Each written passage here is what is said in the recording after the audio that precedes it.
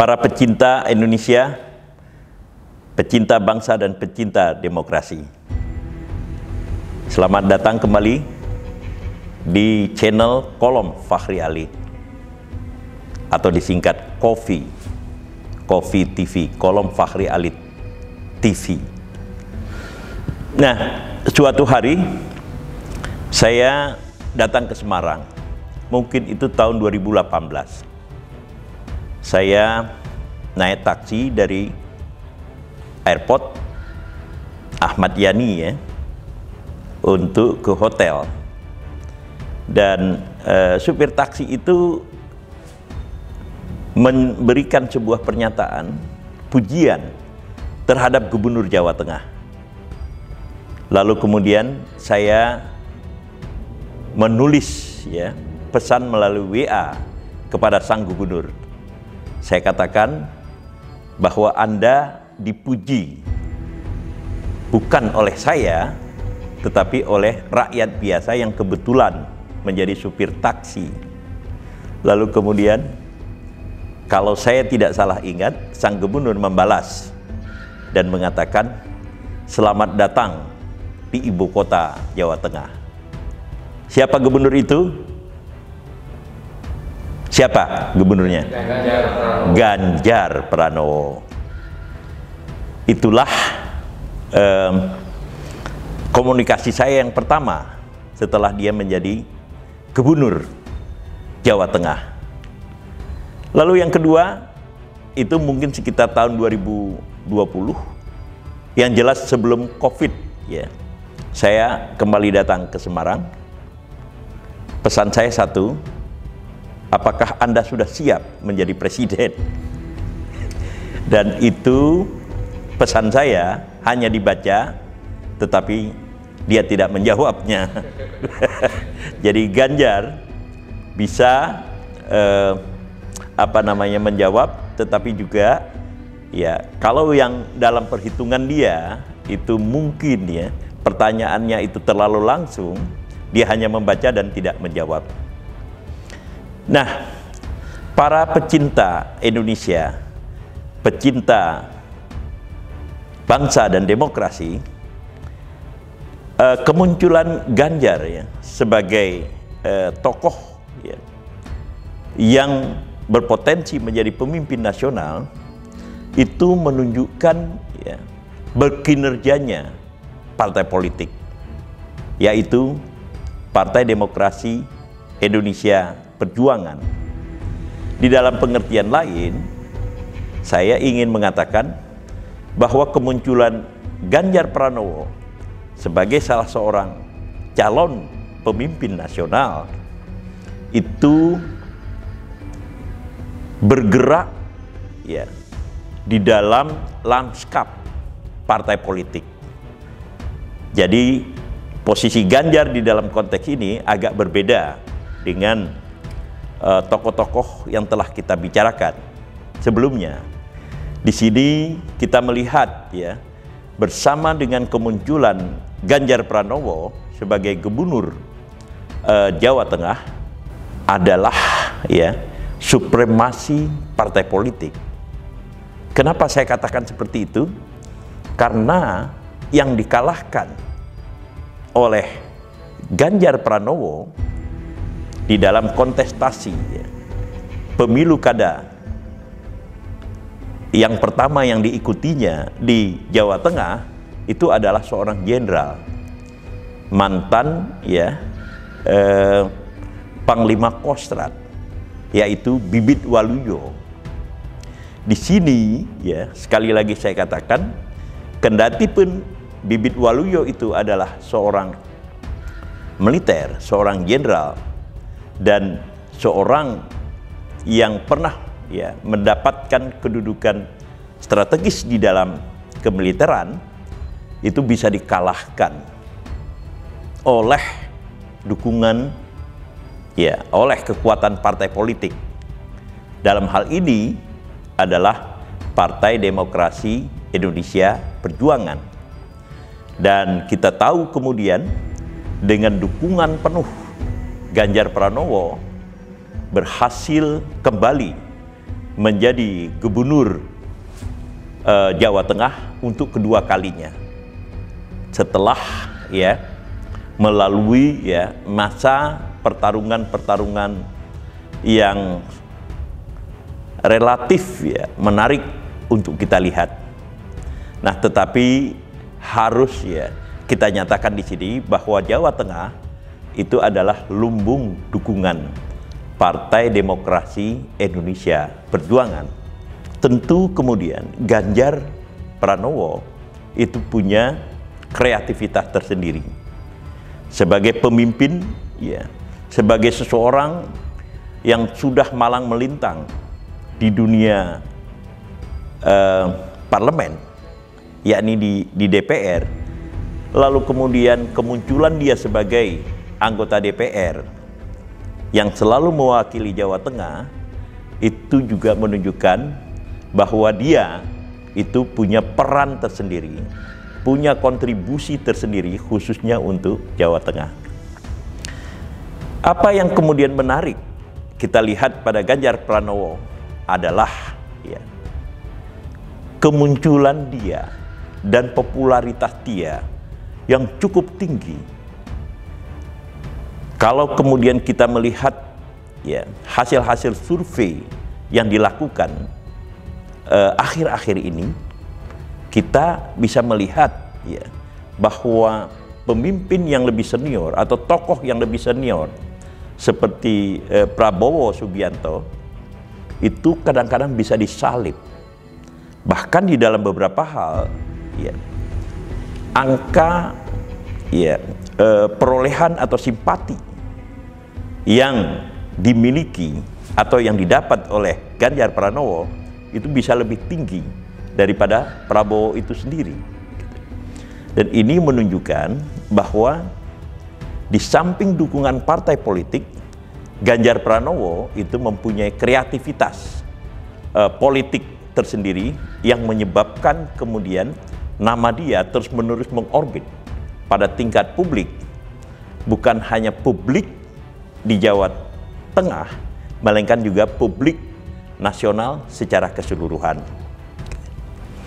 Nah, di dalam konteks ini, para pecinta Indonesia, para pecinta bangsa dan demokrasi, apa yang harus kita catat tentang Ganjar Pranowo ini?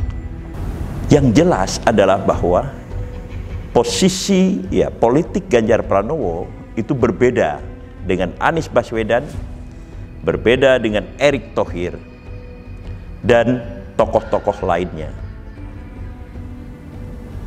Kenapa berbeda? Karena sekali lagi Ganjar Pranowo muncul ke permukaan itu sebagai salah satu tokoh dan aktivis sebuah partai politik. Sementara tokoh-tokoh lain yang sudah kita bahas itu tidak mempunyai partai politik dan kemudian tidak berasal dari partai politik. Sekarang yang mau saya katakan adalah bahwa apakah Ganjar Pranowo akan mulus proses pencalonannya sebagai seorang presiden Indonesia pada tahun 2024 nanti itu sesuai dengan partainya. Ini adalah pertanyaan yang terus-menerus menjadi teka-teki publik sekarang ini. Kenapa kita katakan teka-teki publik? Karena kita seakan-akan dipertontonkan adanya semacam internal konflik. Ada konflik internal di kalangan PDIP ketika kemudian Puan Maharani, ketua DPR sekarang ini, dan salah satu ketua Partai Demokrasi Indonesia Perjuangan hadir di Jawa Tengah untuk memberikan ceramah atau memberikan pengarahan kepada Dewan Pengurus PDIP di Jawa Tengah, Ganjar Pranowo justru tidak hadir. Inilah yang kemudian menimbulkan teka-teki. Lalu kemudian para eksekutif ya, PDIP pada tingkat Jawa Tengah seakan-akan ya justru memberikan kritik terhadap Ganjar Pranowo yang dianggap terlalu mengekspos dirinya ke publik gitu. Sementara ya harus kita katakan ekspos diri Ganjar Pranowo itu ke tingkat publik itu menghasilkan dukungan yang kuat bagi dia, tetapi pada saat yang sama agak terlihat bahwa tanda-tanda PDIP akan memberikan dukungan terhadap Ganjar Pranowo itu masih sangat samar, masih belum bisa kita pastikan. Nah, pertanyaan yang paling eksistensial, apakah Ganjar Pranowo akan mengikuti langkah-langkah ya atau nasib seperti yang telah dia alami oleh Jokowi? Sebab kita tahu pada menit-menit terakhir Megawati Soekarno Putri sebagai pemimpin puncak PDIP atau PDI Perjuangan yang mempunyai otoritas penuh untuk menentukan siapa calon presiden dari partainya, itu pada akhirnya menentukan atau memutuskan Jokowi untuk tampil. Nah, apakah ini akan terulang kepada Ganjar Pranowo? Ini masih merupakan teka-teki. Kenapa kita katakan teka-teki? Karena ya tentu saja takdir semuanya yang ditentukan oleh Allah Subhanahu wa Ta'ala. Kita memang tidak bisa melihat dengan pasti masa depan.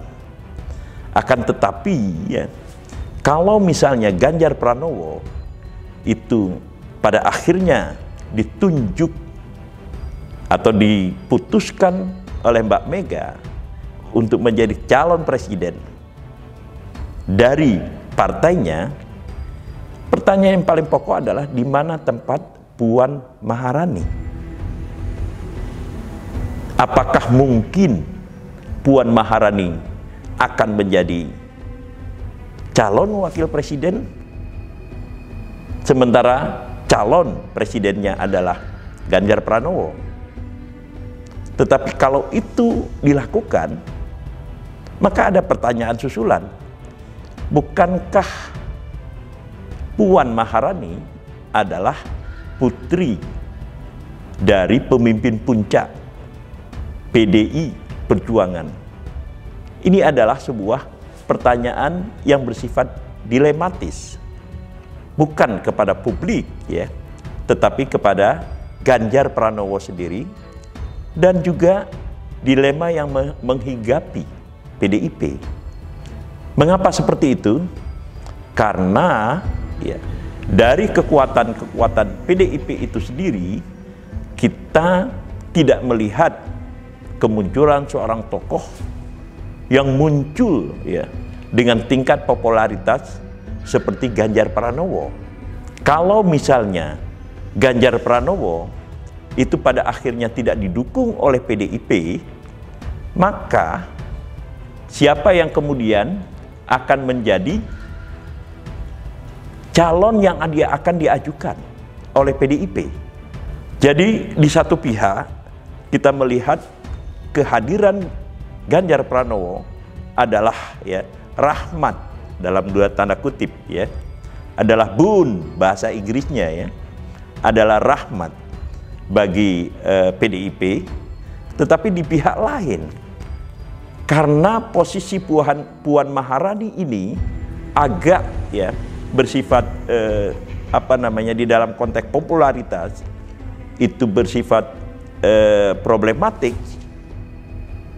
maka sekaligus popularitas dari Ganjar Pranowo itu juga menimbulkan masalah, setidak-tidaknya dilema internal di kalangan PDIP itu sendiri.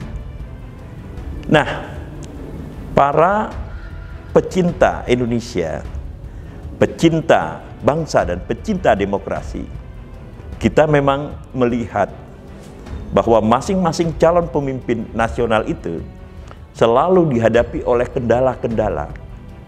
Kali ini yang kita lihat adalah bahwa popularitas dari Ganjar Pranowo itu kemudian menimbulkan masalah internal bagi PDIP. Setidak-tidaknya ya, sampai dengan hari-hari ini, siapakah calon presiden yang secara resmi akan ditunjuk oleh Megawati Soekarno Putri sebagai pemimpin tertinggi Partai Demokrasi Indonesia Perjuangan untuk menjadi calon presiden secara resmi. Inilah saya kira suatu hal yang menarik dari kemunculan para pemimpin-pemimpin muda dewasa ini. Ada partai maksud saya aktif di dalam partai, tetapi kemudian menimbulkan dilema di dalam partai itu sendiri. Sementara kemudian kita lihat pada tokoh-tokoh lain, mereka cukup populer tetapi tidak mempunyai partai. Ini adalah sebuah mark sebuah pemandangan yang begitu tipikal di dalam sistem politik masa reformasi sekarang ini.